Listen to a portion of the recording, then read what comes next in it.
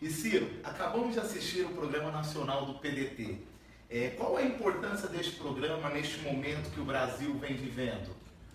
Everton, nós queremos afirmar para o povo brasileiro algumas verdades que nesse momento de dificuldade, no dia seguinte que a Câmara Federal mais uma vez premia com a impunidade a roubalheira encastelada no centro do poder no Brasil, envergonhando o conjunto da sociedade brasileira, o que é que nós precisamos demonstrar para a população?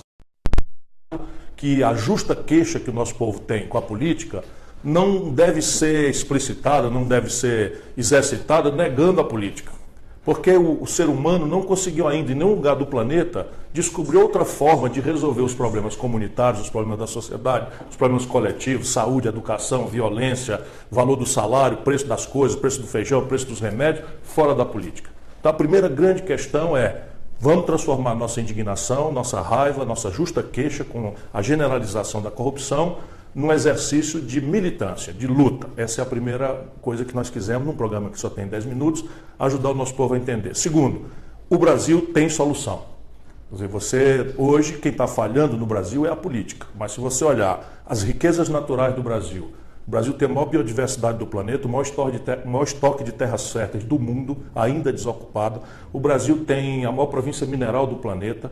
Nós temos uma sobra monstruosa e crescente de petróleo, que ainda é uma riqueza muito importante. Nós temos a matriz energética mais limpa e barata do mundo, porque é de base hidráulica. Mas mais do que tudo, nós temos uma base humana. O Brasil, com todos os erros, equívocos e tragédias da nossa sociedade, injusta, desigual, perversa, o Brasil ainda é no mundo, para quem tem a experiência internacional que eu tenho, aquele país que melhor está sabendo enfrentar, não é, as diferenças odientas de convicções religiosas, que hoje, por exemplo, conflagram o Oriente Médio, o preconceito que nós temos que espancar todo dia contra os negros, contra os caboclos, contra o nordestino, que em certos setores do país também existem. Aqui nós temos procurado sufocar e a esmagadora maioria do povo já luta contra esse tipo de preconceito. Enfim, o Brasil tem base física, tem base humana, quem está falhando é a política. Mas veja, se é a política quem está falhando, a política é a coisa mais concreta que o povo pode mudar. Basta, vamos sonhar aqui, que na próxima eleição de 2018 a gente limpe, não é? Preste atenção no serviço, não deixe voltar para a Câmara Federal, por exemplo, nenhum deputado que votou contra os interesses da classe trabalhadora. Você precisa lembrar de quem é, toma nota aí, porque às vezes os outros assuntos vêm, mas toma nota quem é que confrontou tua dignidade de pessoa que paga imposto, que trabalha ou que está desempregado, sentindo humilhação todo dia. Toma nota quem for o vagabundo que precisa do teu voto e na hora de votar com teus interesses, vota contra o interesse nacional. Vamos lá, Ciro. Muitas perguntas estão chegando aí do Brasil também. E agora chegou aí uma pergunta para nós, da Ruslana Lopes, lá do Maranhão. Como potencializar o desenvolvimento regional sem deixar de cuidar de quem mais precisa, Ciro? O Brasil precisa de um projeto nacional de desenvolvimento. Isso é o que eu obsessivamente estou repetindo. Esse projeto tem que ter um objetivo claro. É enfrentar a desigualdade e a miséria. Se nós tivermos foco durante 20, 30 anos, o Brasil explode para o mundo inteiro admirar. A miséria, entretanto, hoje tem endereço. É o grande fundão do Nordeste, o semiárido, já nem é mais tão a realidade das nossas capitais, embora haja um bairro pobre muito importante em cada grande cidade, São Luís, Fortaleza, Natal, Salvador, todos têm problemas urbanos, mas São Paulo também tem problema dessa natureza. O problema econômico está no fundão do Nordeste, no fundo do Maranhão, no interior do semiárido nordestino brasileiro, e isso tem uma condição clara, é o Estado Nacional, em parceria com a iniciativa privada, quem tem a força de tirar esse atraso econômico. Por quê? Porque o mercado não vai se lançar sozinho numa região que tem problema grave de infraestrutura, e aqui está o começo da resposta que você está pedindo. Tem um problema claro de capacitação de recursos humanos, a quantidade, por exemplo, de doutores e de mestres não é distribuída igualmente no território nacional brasileiro, mas esse fenômeno também nós vamos encontrar na metade sul do Rio Grande do Sul, que, sob o ponto de vista mesorregional, é a região que mais regrediu por conta de um conjunto de coisas que mudaram ali e que acabaram prejudicando o Rio Grande do Sul de forma muito pesada. O Vale do Jequitinhonha e Mucuri, em Minas Gerais, é um estado importante, que tem uma base industrial muito séria, mas o Vale do Jequitinhonha e Mucuri, em Minas Gerais, é uma área muito pobre. E aí você vai indo, o Vale do Ribeira, em São Paulo, talvez o brasileiro maranhense não saiba, mas o Vale do Ribeira, em São Paulo, é uma região também muito deprimida economicamente. E aqui só tem uma saída, esse tipo de economia como foi feito pelo Roosevelt no New Deal nos Estados Unidos, mas eu não estou falando isso para tirar ninguém da discussão, apenas para dizer que o tipo de economia que o Brasil precisa jamais será uma que entregue o nosso destino, a tarefa do nosso desenvolvimento, ao espontaneísmo do mercado. O mercado tem grandes virtudes, nós precisamos de parceria com a iniciativa privada, porque ela sabe muito bem administrar as riquezas, fazer as riquezas se multiplicarem. Mas fazer justiça, distribuir renda, qualificar o espaço regional, isso é tarefa de uma boa parceria entre um Estado saneado, moralizado, enxuto, porém forte para atuar. A Andresa Freitas, lá do Mato Grosso do Sul, Ciro, é uma pergunta que ela diz, né? Temos, além do agronegócio, um grande potencial turístico. Como conciliar as duas coisas e ter o turismo rural fora do eixo Rio-São Paulo? Bom, toda pergunta inteligente, Andresa, já traz a semente da resposta. Eu conheço bem tua terra, estou inclusive vindo aí filiar o Dr. Odilon, se Deus quiser vai se filiar conosco, ainda não está decidido, mas é um brasileiro extraordinário que arriscou sua própria vida para proteger a nossa sociedade e é um companheiro que eu tenho há muitos anos o privilégio de admirar e de ser amigo. Enfim, mas veja bem, o agronegócio tem uma tarefa muito importante no Brasil que muitas vezes é mal entendida e até desrespeitada. O agronegócio é que na prática está pagando as contas do nosso país com o estrangeiro. Deixa eu explicar para todos os brasileiros. Veja bem, o Brasil moderno, nós todos queremos consumir coisas que são modernas. Vou repetir aqui a palavra. Celular, todo mundo quer ter um. O computador, nós estamos, por mais que a gente não tenha computador, um cartão de crédito, uma catraca eletrônica de um ônibus, tudo isso é informática. O Brasil toma remédio, né? Quando tem uma circunstância de doença, 80% dos remédios nós importamos do estrangeiro. Os carros que rodam no Brasil, por mais que sejam montados no país, 80% do valor que está num carro vem do estrangeiro, a mecatrônica, a parte mais rica do carro, vem do estrangeiro. Enfim, esse nosso modo urbano, moderno de vida, praticamente é todo importado e a gente tem que pagar em dólar.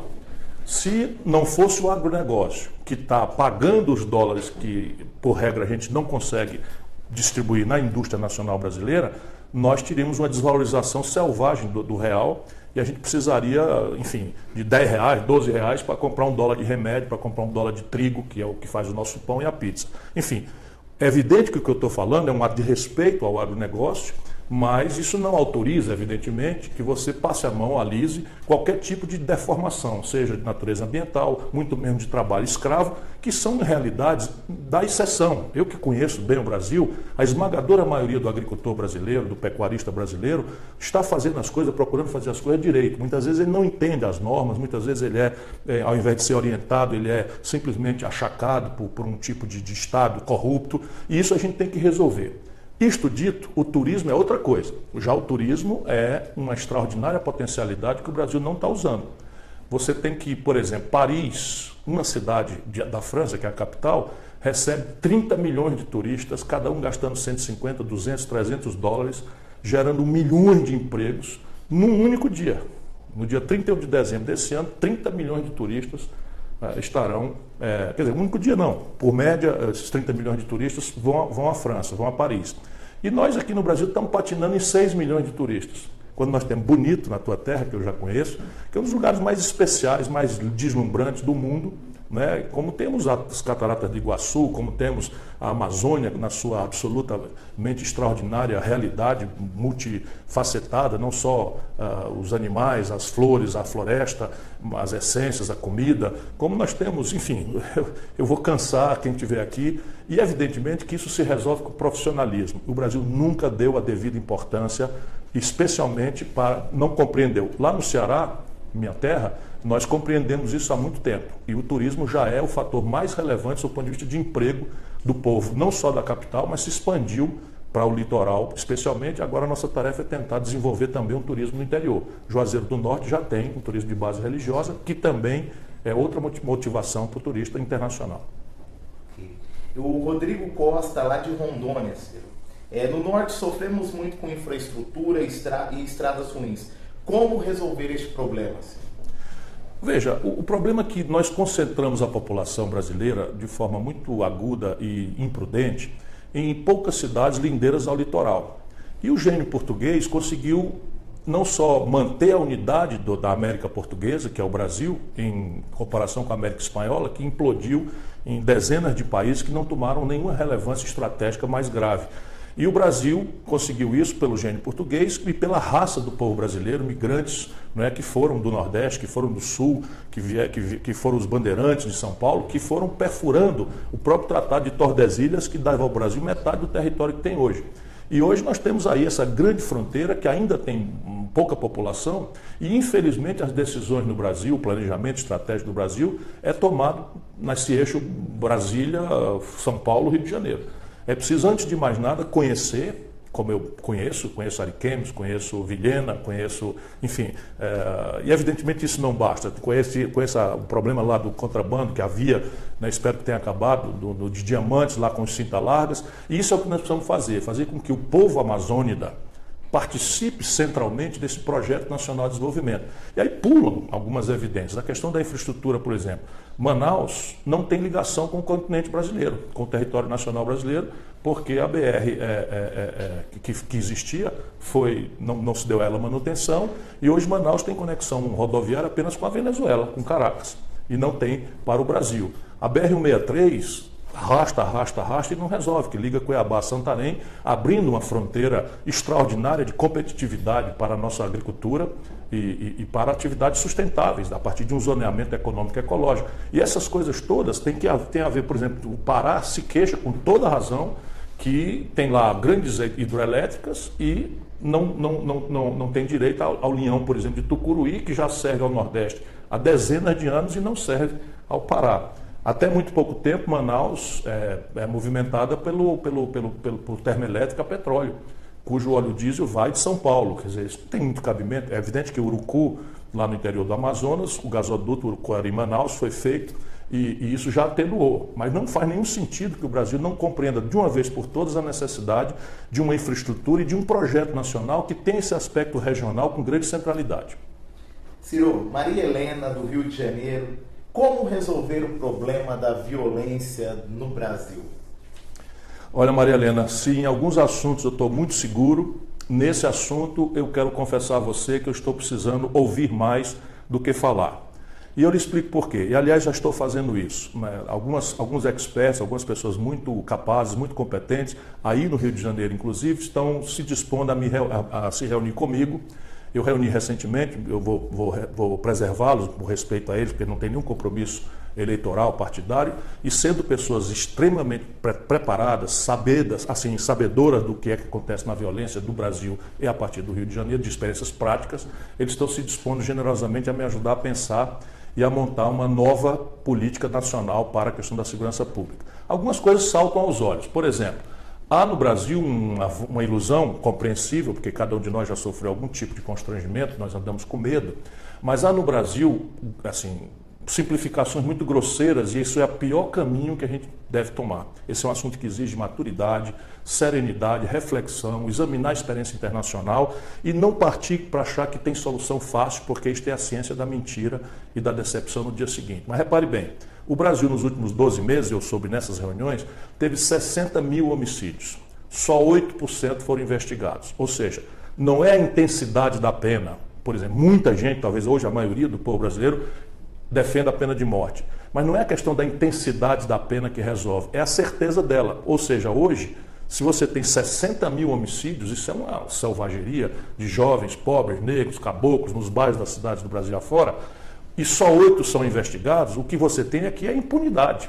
Vamos supor que houvesse 10 anos certo de cadeia, ou 15 anos certo, ou 20 anos certo, ou 30 anos certo de cadeia para cada um desses homicidas. Evidentemente, o efeito pedagógico da pena teria, vamos dizer, presença na realidade brasileira.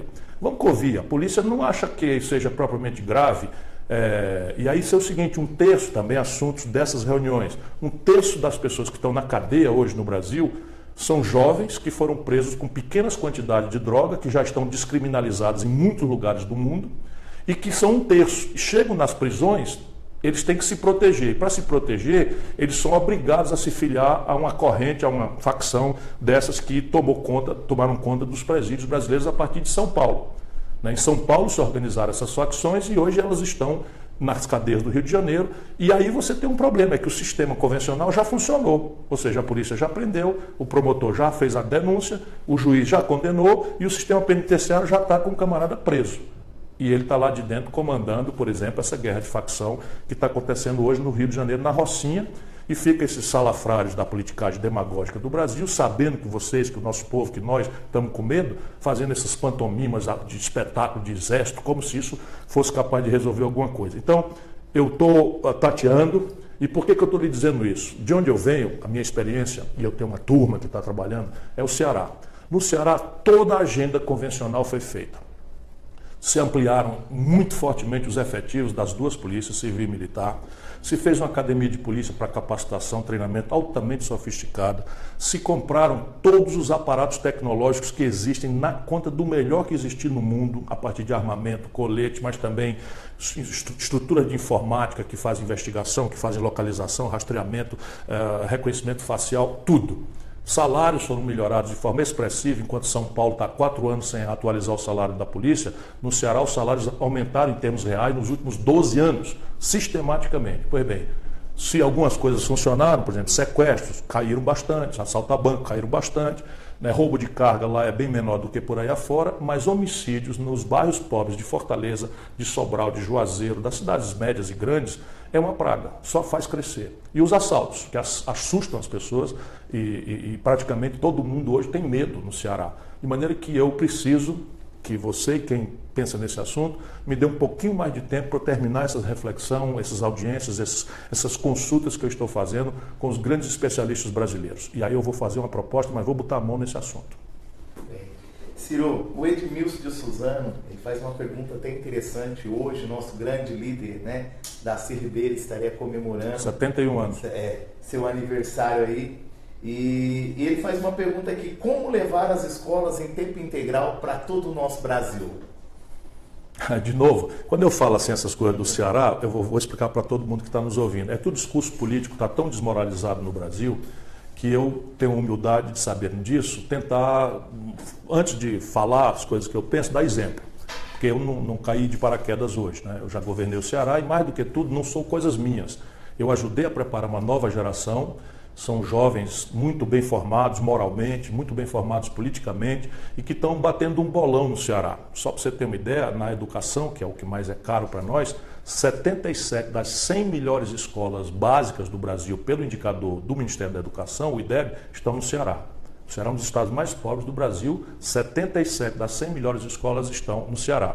E no nível médio, nós apostamos nisso, né? Todas as escolas de nível médio do Ceará serão, assim que tivermos condição, tempo integral e profissionalizante. Hoje já temos uma de cada 4, mas é porque isso começou com o Cid Gomes há 10, 12 anos atrás e continua com o atual governador Camilo Santana, com o prefeito Roberto Cláudio, e há muitas iniciativas na mesma direção em várias prefeituras do interior. Mas nas escolas do estado, já uma de cada 4 são escolas modelo, né? Tem inclusive uma coisa que é de rir, porque como não dá para fazer tudo do dia para a noite, nós demos prioridade aos filhos do pobre. Então a ideia é de que só entra nessas escolas técnicas de nível médio profissionalizante, tempo integral, os egressos da escola pública, que é um critério tal. O Ministério Público do Ceará, né, criou um caso lá e acabamos tendo que fazer um TAC, que é um termo de ajuste de conduta, abrindo uma cota, que eu brinco, para filhos de rico. Nem é para filho de rico, é para egressos da escola privada. Isso só revela a qualidade e, mais do que tudo, um dos estados mais pobres do Brasil está fazendo. Por que a gente não pode fazer num país que é muito mais rico do que o Ceará? O Marlons, lá de Muriaé, Minas Gerais: como resolver os impostos sobre os pequenos empresários, Ciro? Deixa eu fazer uma homenagem aqui a um grande brasileiro que viveu parte importante da sua vida em Muriaé, que é o ex-vice-presidente da República, José Alencar. Esse é um brasileiro extraordinário para um país que hoje assiste um vice-presidente golpista, traidor e enrolado em corrupção há tanto tempo, não é? Por imprudência do Lula, que aproveitou a sua popularidade e botou esse Michel Temer na linha de sucessão. Eu não posso deixar de, falando com alguém de Muriaé, deixar de lembrar esse grande brasileiro José Alencar, que começou pobre, filho de uma pessoa que tinha um armazém, que comprava estiva, coisas pequenas, e começou desde sempre. E eu tive o privilégio de conviver com este homem, com esse mineiro, com esse brasileiro, e é uma homenagem que eu faço a toda a gente querida de Muriaé e de Minas Gerais, lembrando a falta que faz um homem da estatura moral e do patriotismo do Zé Alencar. Pois bem, o Brasil tem um sistema tributário que é talvez um dos piores do mundo. ele cobra muito mais de quem pode pagar menos e cobra muito menos de quem pode pagar mais. E isto não resolveu a equação do financiamento do Estado. Está aí hoje, nos últimos 12 meses, o buraco que essa turma do Temer produziu nas contas brasileiras é o pior da história. São 179 bilhões de reais o buraco entre o que o Brasil arrecada e o que o Brasil gastou, apesar, não é, de estar cortando dinheiro dos institutos federais de educação, de cortar dinheiro do Exército, de cortar dinheiro do patrulhamento das fronteiras, de cortar dinheiro da ciência e tecnologia. Fui visitar o projeto Sírio lá com o extraordinário brasileiro, o professor Rogério César Cerqueira Leite, e é uma coisa impressionante o que eles estão fazendo ali com 90 milhões, que é pouco mais do que aquela montanha de dinheiro roubada que o povo brasileiro teve que assistir em malas, né, no apartamento de luxo em Salvador, a Polícia Federal atribuindo a propriedade disso ao Gedel Vieira Lima, um dos parceiros da quadrilha do senhor Michel Temer. Pois bem, é preciso reformar o sistema fiscal brasileiro, e eu falei porque não dá para fazer só o sistema tributário. Hoje você tem que mexer com 3 grandes assuntos, embora seja meio chato, eu vou tentar fazer o máximo para ajudar o nosso povo a entender, porque é aqui que a andorinha dorme. Nós temos que ver essa questão da dívida e dos juros, que é a questão que chamam patrimonial, temos que ver a questão tributária e temos que ver a questão previdenciária, não na direção do que eles estão fazendo. Mas tudo aqui tem que ser feito um casado com o outro, de maneira a cobrar mais de quem pode pagar mais e cobrar menos de quem pode pagar menos. E hoje o Brasil, quem está salvando a lavoura, já com muita dificuldade, estão fechando aí que nem moscas, quando a gente bota um aerosol desses aí, a pequena empresa. Porque no governo Lula, 40 milhões de brasileiros vieram para o mercado consumidor. E isso gerou um novo empreendedor que basicamente não é um tipo de patrão, provavelmente até é o seu caso. Ele é um empreendedor pequeno, que vai trabalhar às 6 horas da manhã junto com 2 ou 3 amigos, portanto ele é patrão, mas é colega ao mesmo tempo, abrem junto a porta do negócio e estavam acreditando que esse negócio ia prosperar. E de repente, né, a partir da frustração que aconteceu com o governo da Dilma, todos esses negócios estão sendo estressados. Só para vocês terem uma ideia, 20 oficiais do Corpo de Bombeiros do Rio de Janeiro estão presos por achaque na questão da liberação de alvarás para micro e pequeno empresário. Portanto, o que nós precisamos fazer é uma limpeza na burocracia e chegar perto desse mundo empreendedor para fazer a eles aquilo que nós precisamos que eles façam. Crédito, acesso a mercado, capacitação, né, treinamento e uma associação de pequenos para que eles possam acessar até o comércio exterior num conceito que eu chamo de concorrência cooperativa. Tudo haverá tempo para a gente explicar, mas enfim, esta é a grande saída para a questão do emprego no nosso país. Ciro, Juan, de Joinville, Santa Catarina, ele pergunta: o Brasil nega o histórico racial, o passado escravocrata, quais as suas ideias para esta área? Eu estou indo para Santa Catarina amanhã, né? Vou ao interior, vou acho que Blumenau, Criciúma amanhã e vou a Bombinhas no sábado, de maneira que eu mando um abraço para Joinville, onde eu estive uns 20 dias atrás ou 15 dias atrás. Veja, o Brasil no Ocidente é o país que mais tarde aboliu esta chaga da vida humana, da humanidade, que é a escravidão.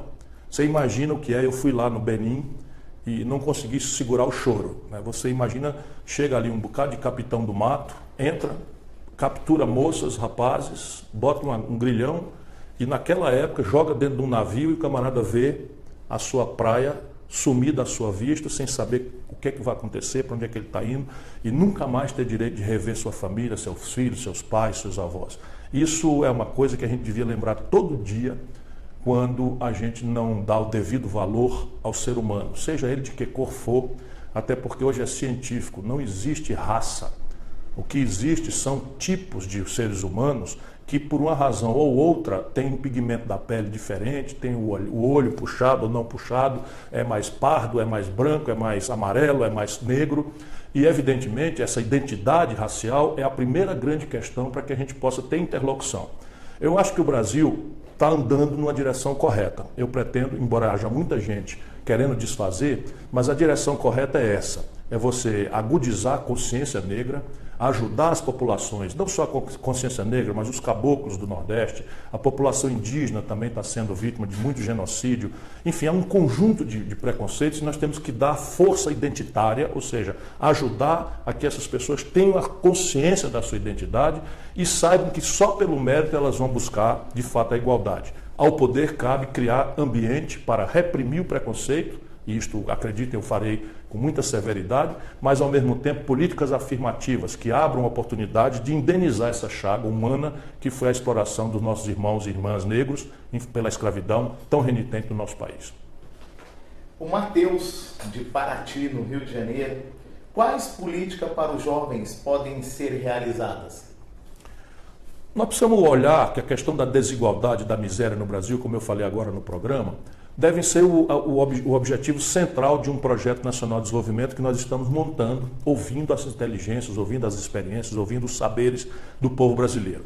E os saberes do povo brasileiro, não só dos mestres das universidades, porque o nosso povo tem muita sabedoria e eu cresci a vida inteira, os maiores acertos da minha vida, política que já vai longa, são dados em função da consulta que eu sempre gostei de fazer à inteligência popular da gente mais simples do Brasil.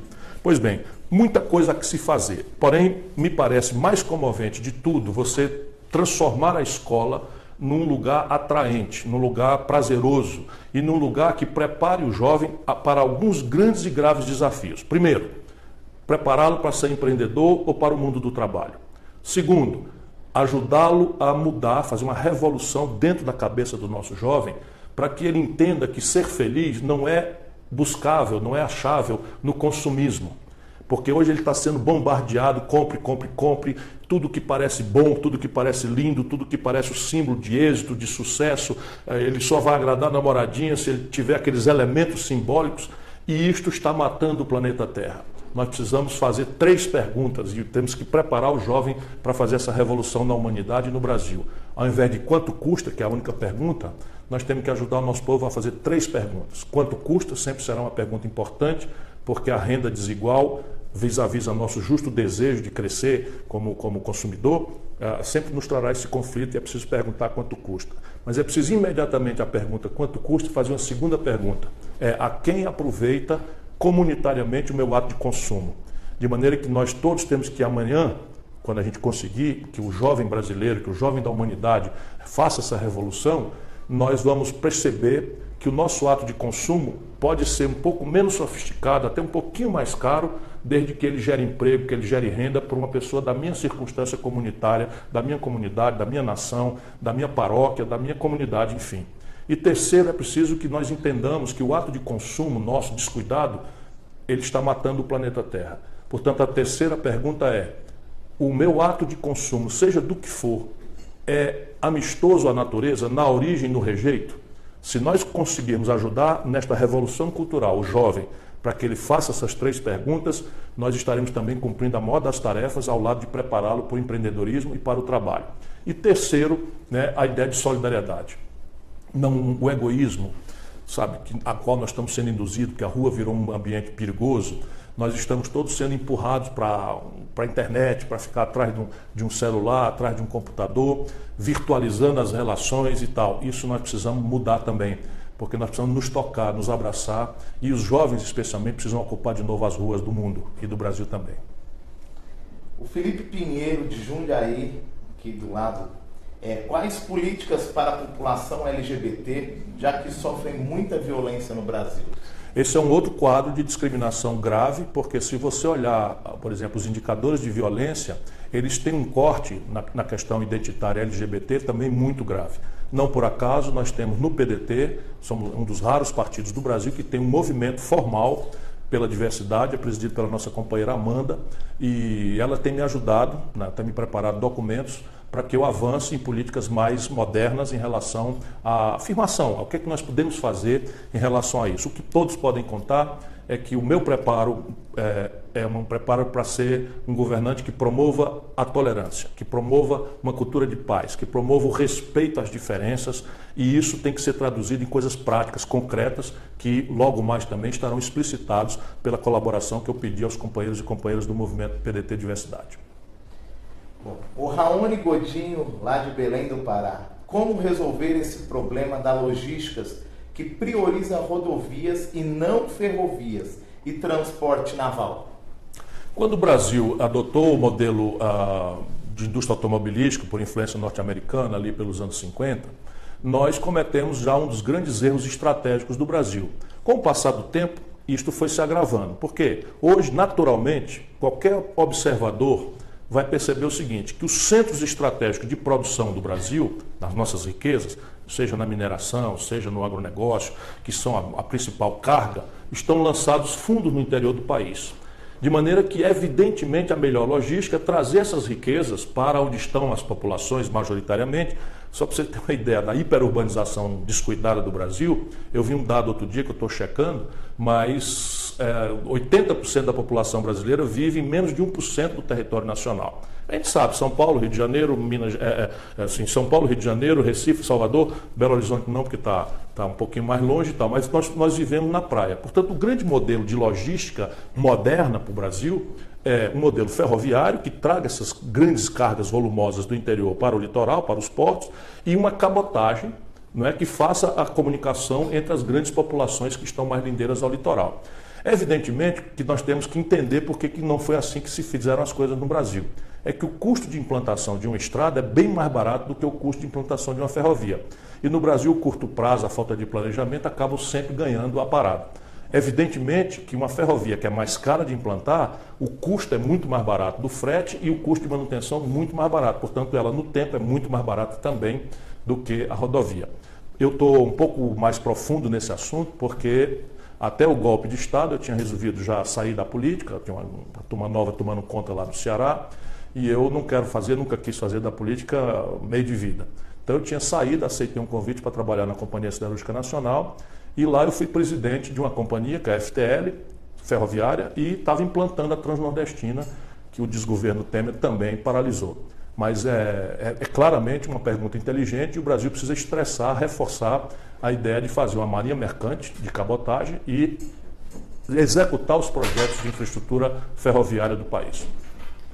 A Josevita Pontes, de Maceió, Alagoas, Terra linda. Vai tributar o capital financeiro, Ciro? Sem dúvida, sem dúvida. Repare bem, só dois países do mundo, o Brasil e a Letônia, não cobram imposto sobre lucros e dividendos.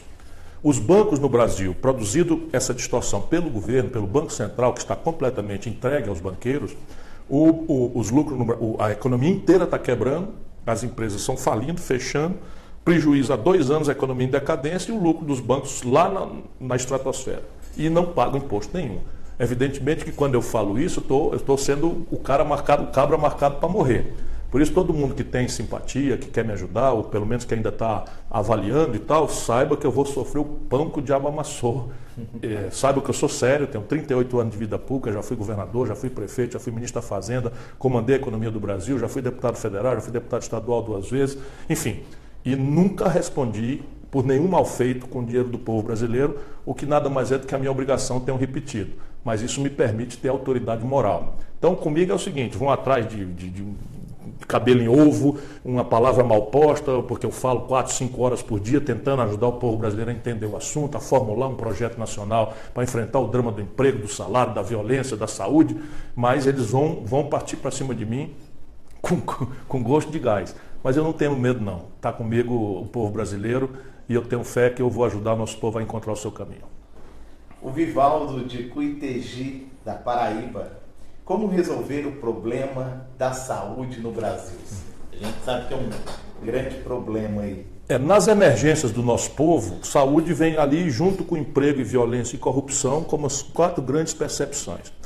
Nesses 4 problemas, o conceito mais sólido que nós já temos é o da saúde. Conceito, quer dizer, nós não precisamos inovar na questão de o que fazer. Por exemplo, segurança. Parece que depois que você prende, a polícia prende, o Ministério Público denuncia, o juiz condena, o sistema penitenciário recolhe e o camarada ainda está delinquindo de dentro do presídio de forma muito grave, isso está exigindo outro conceito, um outro olhar, uma outra... Aí droga, país que reprime pesadamente não resolve, país que legalizou não resolve. Portanto, também não há experiência internacional e é um debate passional que entra questões morais muito respeitáveis, questões religiosas muito respeitáveis. Enfim, isto exige um grande debate que eu quero promover. Mas na saúde, o debate está feito e o Brasil parece ser dos poucos países do mundo que montou um generoso sistema único de saúde, que nós chamamos de SUS, e que basicamente ele tem algumas garantias. não são cumpridas, mas é muito importante que essas garantias não tenham retrocesso. Por exemplo, todo brasileiro tem direito à saúde em qualquer nível de complexidade, sem qualquer tipo de condicionalidade. Aí o sistema não cumpre, mas qualquer do povo pode, por exemplo, pedir uma liminar, procurar a Defensoria Pública, procurar o Ministério Público e pedir uma liminar para que o Estado obedeça essa regra da Constituição. Aqui nós temos o conceito. O conceito básico é o seguinte, e isso aqui não está bem explicado para o povo, porque também tem muita distorção. A mais grave distorção é que desde 2003, desde o primeiro ano do governo Lula, não se corrige o valor da tabela de procedimentos do SUS. De maneira que toda a rede conveniada, Santas Casas, hospitais filantrópicos, etc, etc, etc, etc, praticamente estão fechando o acesso ou fechando pura e simplesmente, e mesmo o setor público que expande os leitos, como aconteceu conosco no Ceará, você praticamente enxuga gelo. No Ceará nós aumentamos em 10 mil leitos no período do CID para cá, e 10 mil leitos foram fechados no mesmo período dessa rede conveniada ou saíram do SUS. De maneira que, evidentemente, uma das grandes questões é o financiamento. Mas o financiamento só não resolve. Você tem um problema de gestão muito grave, porque tem uma certa confusão. Por exemplo, a atenção básica é a responsabilidade dos municípios. Porém, a atenção básica morre porque o médico atende, faz a consulta e falta médico no interior do Brasil, e houve mais médicos e toda aquela confusão, e que nós precisamos resolver a questão de formação. Mas a atenção básica é tarefa do município. Mas quando o médico faz a consulta, ele pede um exame e prescreve um remédio. E aí você já tem problema. Então o Ceará montou redes de policlínicas no interior e agora começamos a fazer na capital. Portanto, agora o médico faz a consulta e já entra no computador e marca o dia e a hora sem fila para o cidadão ir por uma policlínica, e essa policlínica foi montada em consórcios, em que o Estado paga metade e os municípios que usam aquela policlínica naquela região pagam a outra metade. E eles têm um consórcio que eles administram autonomamente e o Estado só supervisiona. Isso não é verdade no Brasil. É preciso, então, resolver o gargalo das policlínicas, do exame especializado, e a questão da oferta do remédio, porque não é fácil. Você tem 1 milhão de, não sei o número específico, mas você tem 300 títulos, 400 títulos de remédio, e você, enfim, até uma farmácia privada, você vai na farmácia, falta um remédio, né? Isso tem faltado e é preciso montar aí uma coisa. E há um problema grave, que é um dreno de dinheiro violento, que a justiça, aí sim, fazendo bobagem ou sendo vulnerável à corrupção e ao lobby, está mandando o Estado brasileiro pagar por remédios experimentais não homologados na Anvisa, e você está gastando uma fortuna com esses remédios não experimentais e não está fazendo a atenção dos remédios básicos da população. Isso precisa ser corrigido, né? Depois você tem a questão da atenção hospitalar. Aí você divide em duas coisas. A emergência, que é o que o povo tem mais medo, e evidentemente você tem que montar um esquema de regulação, olhar a questão de leitos de emergência. Nós no Ceará estamos fazendo isso, há um JF novo, de novo só estou falando do Ceará, porque eu não acho que tenha moral nenhuma alguém que fala as coisas e não tendo tido a oportunidade, não tratou de procurar fazer por si e pela sua turma, porque não sou eu, né, que nesse altura estou fazendo. Mas enfim, aí você começa a ter alguns problemas de novo de formação. Por exemplo, na emergência, você precisa criticamente do anestesista. O que aconteceu no Brasil? Hoje nós estamos formando menos anestesistas do que 10 anos atrás, porque a formação, a residência médica foi terceirizada para as associações de médicos, e algumas dessas associações começaram a fechar a expansão da residência, e isso virou um problema. E é preciso que a gente entre em diálogo com as corporações médicas, essas especializações, para que haja um planejamento de maneira que você possa expandir os leitos de UTI, por exemplo, que hoje você não consegue fazer porque não tem um profissional devido. E fazer a formação ser uma responsabilidade pública. Isso não pode ser terceirizado, por mais nobre que seja a federação, embora eles também tenham o direito de supervisionar a qualidade, etc, etc. E, evidentemente, quanto mais para cima vai chegando, menos grave é a questão. Você tem um INCA, por exemplo, no Rio de Janeiro, o Instituto Nacional do Câncer, é um hospital terciário de altíssima linhagem tecnológica, com pessoal absolutamente sofisticado. O Dr. Marcos Moraes, um grande abraço, né? Tratou da minha ex-mulher, e é um verdadeiro anjo, como representante de todos os anjos que fazem isso, como tem o INCO aqui em São Paulo. Enfim, então você já tem no serviço público a excelência. O que é preciso agora é o conceito do SUS passar por uma grande avaliação e por um conjunto de correções de rumo na direção desses detalhes que eu mais ou menos falei aqui. Já fui secretário de saúde, eu nunca me lembro, mas já fui secretário de saúde do Ceará também. Do Ceará? O Beto Farina de Estrela, do Rio Grande do Sul. O senhor vai fechar a Rede Globo? Não, não vou. Sábado vou estar no Rio Grande do Sul, sábado vou estar em Porto Alegre, vou à inauguração de um busto, de um memorial do Luiz Carlos Prestes, um grande gaúcho, foi tenente em 22, um dos precursores da Revolução de 30, feito pelo Getúlio, e morreu no PDT. Morreu como presidente de honra do PDT, de maneira que, convidado pelo companheiro Vieira da Cunha, estou tendo o prazer de voltar ao Rio Grande do Sul, onde estive agora, semana passada. Estive em Gramado fazendo uma palestra, estive em Farroupilha e estive também em Caxias do Sul. Adorei, inclusive, fiquei quase até meia-noite discutindo com a rapaziada lá em Caxias do Sul. Então vou a Porto Alegre. Veja, a Globo é muito perniciosa no seu noticiário e a gente precisa achar uma fórmula de enfrentar isso. Porém, a Globo tem uma importância muito, muito grande para o Brasil nos seus outros fazeres. Veja, a produção cultural da Globo é um elemento muito importante para afirmar a identidade nacional brasileira. E a gente, quando vai ficando mais velho, tem que ter essa capacidade de olhar as coisas, sabe, com um olho mais respeitoso da coisa. Então, o jornalismo da Globo é deplorável, sem dúvida nenhuma, deplorável. Porém, a Globo, como empresa de cultura, uma empresa de identidade nacional, é muito boa para o Brasil. Então, nós temos que achar um jeito aí de fazer esse jornalismo ser contraditado de uma forma democrática, sem qualquer tipo de violência. Boa. O Diogo Sodré, lá de Brasília, né? Brasília está pegando fogo, né? Grandes latifundiários devem 30 bilhões em impostos e quase sempre são anistiados. Como resolver isso? Qual a sua proposta para a questão da terra, Ciro? Veja, essa é uma agenda do século XIX que nós não podemos mais adiar. E o Brasil é um dos poucos e raros países do mundo que ainda tem um estoque de terras desocupadas, evidentemente que com deslocamento de população, porque você tem uma grande queixa por terra no Rio Grande do Sul, acabamos de falar, uma grande queixa por terra no Rio Grande do Sul, né, o Stedley é lá do Rio Grande do Sul, tem ali um movimento do sem terra muito pesado, mas o Rio Grande do Sul tem essa terra mais ou menos ocupada já.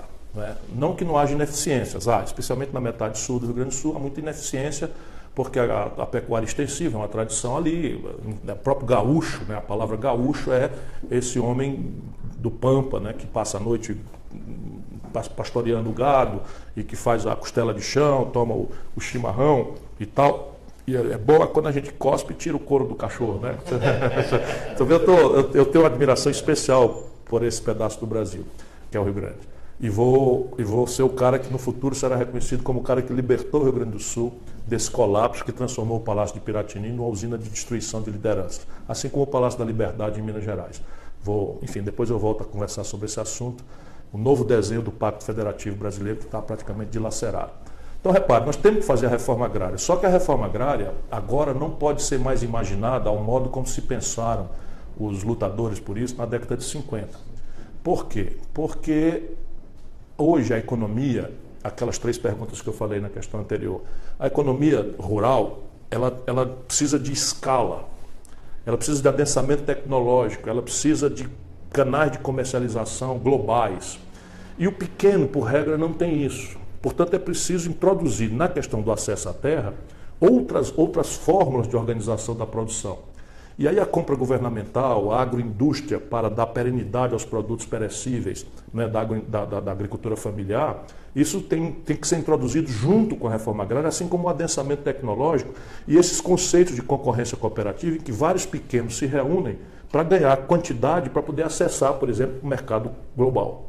E aí isso não acontecerá se o governo não ajudar, e é toda uma política agrícola que eu tenho na minha cabeça, de maneira que o agronegócio faz a tarefa de financiar as contas em dólar do país, mas o adensamento de emprego e a qualidade da alimentação do povo brasileiro e do mundo que comprar nosso produto, isso é basicamente uma tarefa que o pequeno deve ser estimulado a fazer. E aí você tem que mexer na estrutura do imposto rural.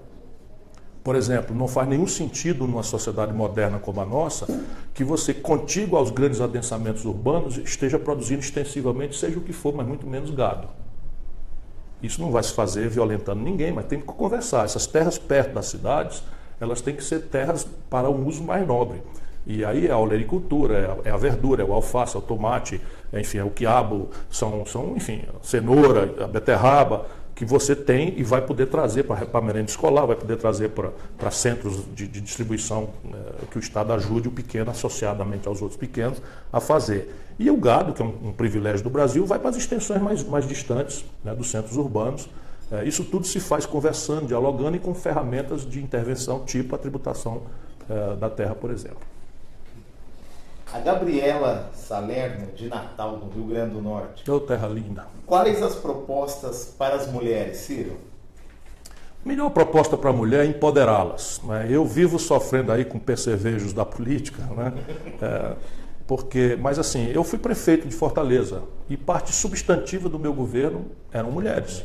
Eu fui governador do Ceará, parte substantiva do meu governo eram mulheres. Então não adianta nada você fazer esse discurseira de apoio à mulher sem repartir o poder com elas. Por exemplo, nós, a Miguelina, nesse programa agora, que é a nossa companheira extraordinária de valor muito grande, com todas as companheiras do Brasil inteiro, a nossa vice-governadora da Paraíba, por exemplo, nós conquistamos para as mulheres 30% das vagas na lista para deputado. E só se elege 5%. Então isso é uma questão cultural que a gente tem que ajudar, né? Tem que criar essas ferramentas, mas basicamente é a mulher que tem que crescer politicamente e nós temos que apoiar esse movimento. Já é uma tendência moderna, as organizações modernas, os países mais modernos. Hoje talvez a chefe de Estado mais qualificada da Europa é a Angela Merkel, a chanceler alemã, e acabou de ganhar a eleição de novo, enfim, e ela é ela é a chefe de Estado mais qualificada, dá surra nos homens lá na Europa, enfim. E é isso que vai resolver o problema, né? Você tem que ter políticas afirmativas, tem que ter... Mas hoje, por exemplo, as carreiras jurídicas, que tem uma influência muito grande na política, já são majoritariamente ocupadas por mulheres, né? As faculdades de Direito já são majoritariamente mulheres. E isso é uma tendência boa para o país, né? O meu governo será feminista. Bom, muito bom. O Baltazar de Teixeira de Freitas, lá na Bahia. Como revogar as medidas e reformas feitas por este governo? Domingo, né? Domingo? Eu vou para Salvador. Terça-feira que vem eu vou para Salvador e vou à Feira de Santana também para ver a terrinha, né? Todo brasileiro tem que voltar sempre à Bahia, né? Por onde se fundou o nosso país. Veja, não é tão grave o que nós temos que fazer sob o ponto de vista institucional. Nós não podemos deixar passar a reforma da Previdência. Por quê? Porque essa tem status constitucional. E tendo status constitucional, nós teríamos que juntar 3/5 contra o baronato brasileiro. Será sempre difícil, mesmo no governo progressista, com grande apoio popular, como seria um governo se eu tiver o privilégio de um dia ser escolhido pelo povo brasileiro como seu servidor primeiro, como seu presidente. Porém, duas coisas vão ser revogadas pura e simplesmente. A reforma trabalhista, porque é infralegislação, e é uma legislação estúpida, basicamente. Só para você ter uma ideia, meu companheiro, o Senado Federal, que vive sob crítica de que talvez não fosse necessário, que é muito caro para o país, embora eu seja a favor da manutenção, mas o Senado Federal fez talvez a maior demonstração da sua inutilidade neste momento institucional, quando vota essa reforma trabalhista, votando um projeto de lei que foi mandado pelo Fernando Henrique lá atrás, ficou mofando nas gavetas da Câmara. Essa conjuntura de bandidos que tomou conta da maioria da Câmara, que todo dia dá uma bofetada no nosso rosto, do povo brasileiro, como deu ontem de novo, garantindo a impunidade do Michel Temer, pois bem, tiraram esse projeto da gaveta, cheio de mofo, aprovaram com casca e tudo. Aí mandaram para o Senado. No Senado, o debate deu-se da seguinte forma: este projeto não presta. Esse projeto tem defeitos muito graves. Esse projeto tem alguma coisa que se aproveita, mas tem que mudar. E aí, para mudar, voltava para a Câmara. E veja, um assunto desta gravidade, a Câmara disse, não, aí nós não vamos aceitar mais. Aí o Senado, por sua maioria, fez uma carta ao presidente Michel Temer, ao golpista que tomou o poder no Brasil, dizendo que votava se ele se comprometesse com duas coisas. Primeiro, vetar as aberrações. E segundo, mandar uma medida provisória corrigindo determinadas distorções que este projeto estúpido tinha. O Michel Temer, que é um enganador, mandou a carta.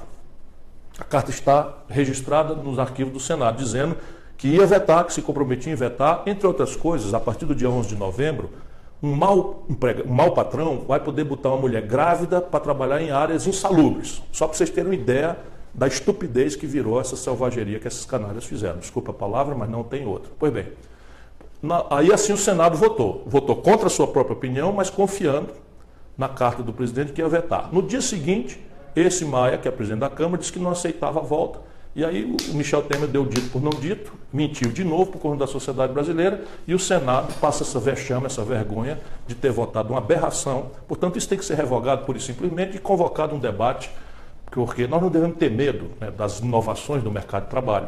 Agora, jamais poderemos imaginar que uma reforma trabalhista introduza no mundo do trabalho insegurança jurídica, que é o que vai acontecer. Vocês vão ver milhões de ações vão ir para a Justiça do Trabalho a partir do dia 11 de novembro próximo, e muito menos insegurança econômica. Como é que a gente pode admitir, por exemplo, que um cidadão trabalhe e faça o mesmo serviço numa empresa, pela mesma jornada de trabalho, e o outro terceirizado faz o mesmo serviço na mesma jornada de trabalho e ganha metade do salário? Evidentemente que nós não podemos aceitar isso, porque é uma aberração que não existe em lugar nenhum do mundo. Só para dar 2 exemplos. Ciro. Mais uma.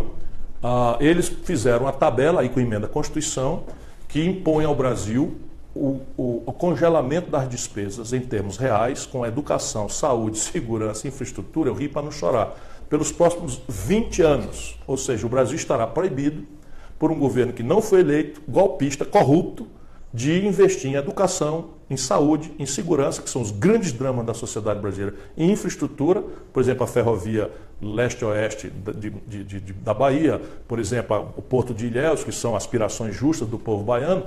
Esqueça pelos próximos 20 anos, porque está proibido o Brasil de gastar. Evidentemente que isso vai ficar tão aberrante que nós também temos que revogar, mas isso vai dar trabalho.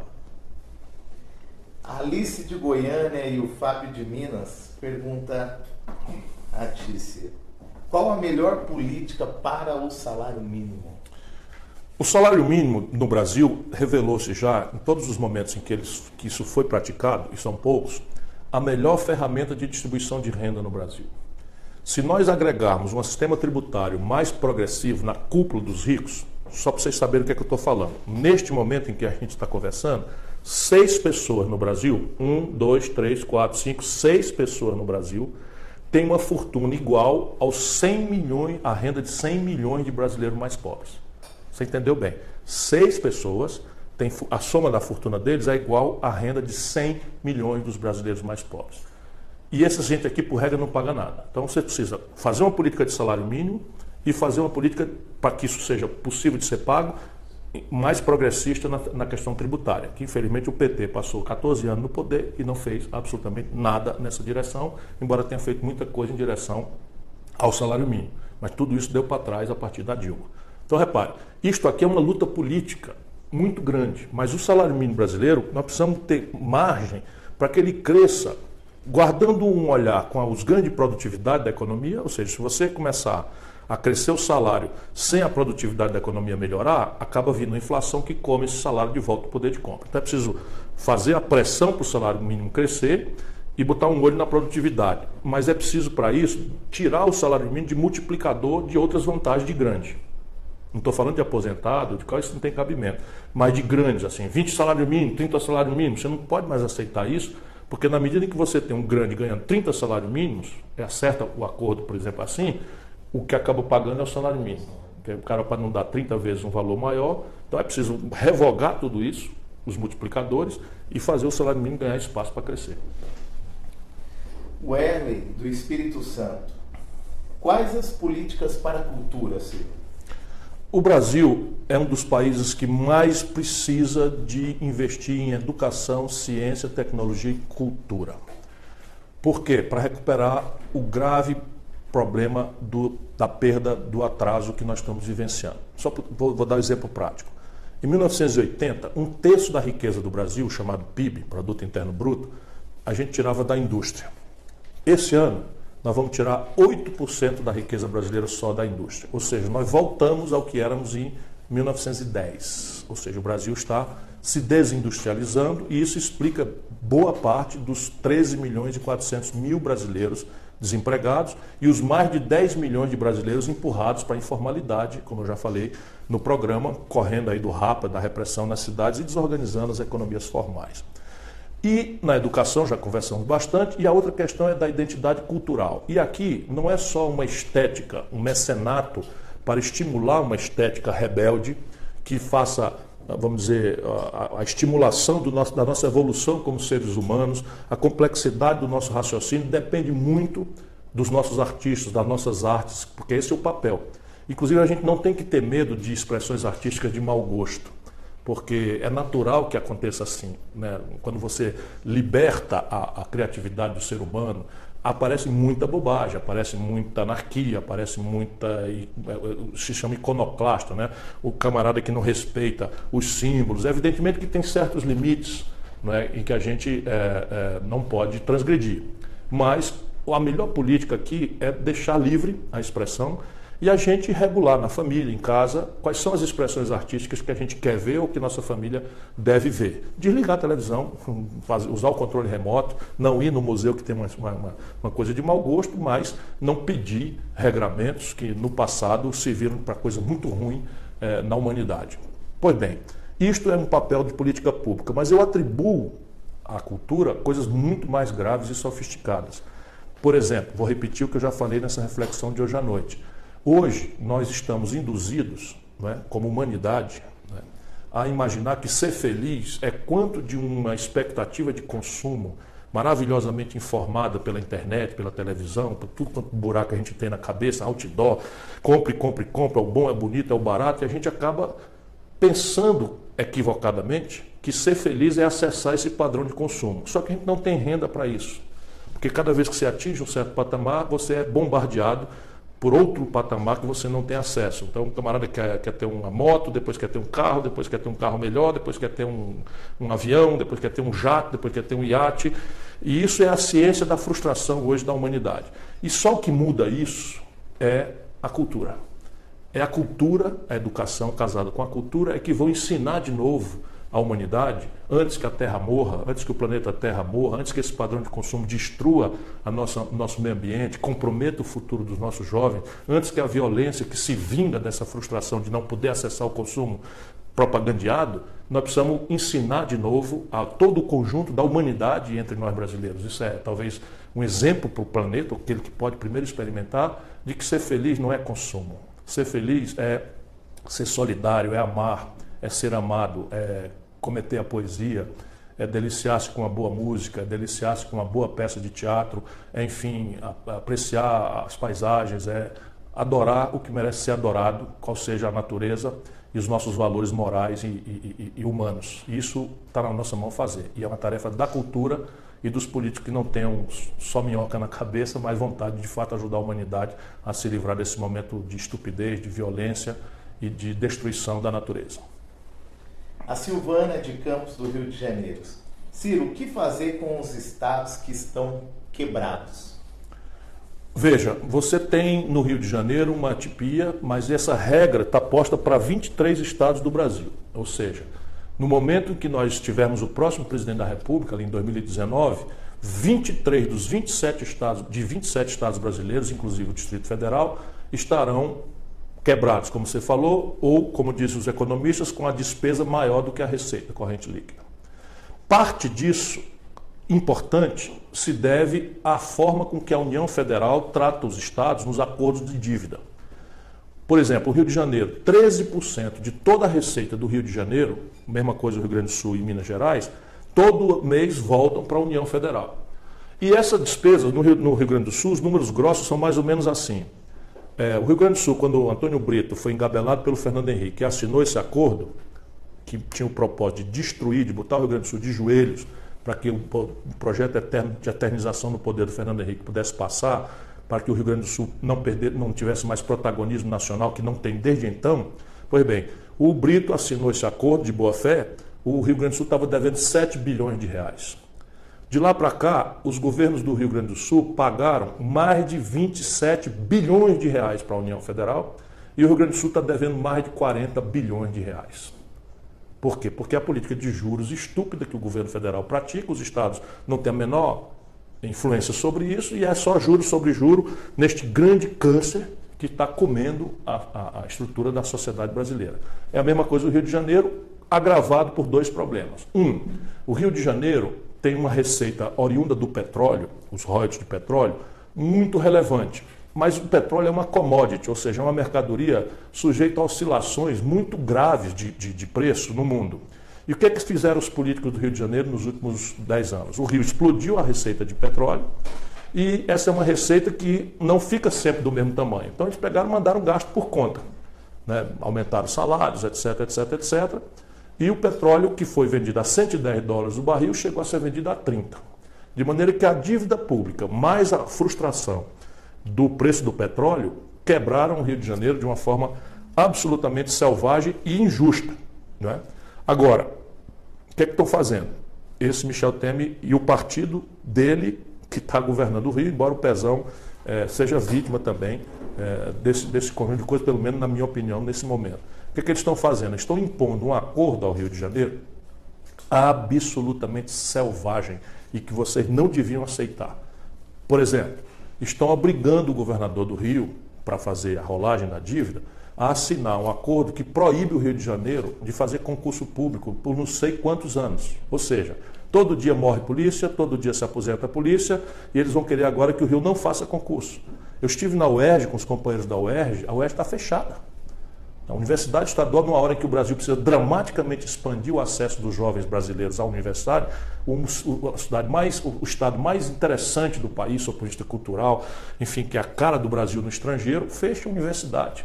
Como é que se admite uma coisa dessa? Como também, né, eles estão querendo, nesse tipo de acordo, que o Rio de Janeiro venda a sua companhia de água e esgoto. Repare, a Rocinha de um lado e São Conrado é do outro. A Rocinha, uma grande favela, né, uma grande comunidade aqui de gente pobre, trabalhadora, por regra, vítima de todo tipo de molecagem, de violência, de jogo de cena de político, como essa recente de botar o exército lá. E do outro lado, São Conrado, talvez a comunidade mais rica do Rio. O que separa é uma rua. Essa comunidade aqui pode pagar a taxa de água e esgoto do jeito que for. Essa comunidade aqui não pode. Portanto, se é pública a SEDAI, ela faz subsídio cruzado, cobra mais de quem pode pagar mais e faz subsídio para quem não pode pagar tanto. Se privatizar, imediatamente a Rocinha vai ficar sem esgoto, com certeza, sem qualquer perspectiva de esgoto, que nem tem ainda, e pior, pode começar a ter descontinuidade do próprio abastecimento d'água. Portanto, é outra selvageria que essa turma do PSDB e PMDB quer fazer com o país. Atenção, Ceará, o baronato daí também está querendo se organizar para tomar o poder e vender a CAGES. Nós não vamos aceitar. Boa, Ciro. Para a gente encerrar esse bate-papo, essas várias questões que veio do Brasil todo aí para nós, né, nossos companheiros aí, a Janaína de Manaus, ela faz a última pergunta aqui. Como negociar com esse Congresso, Ciro?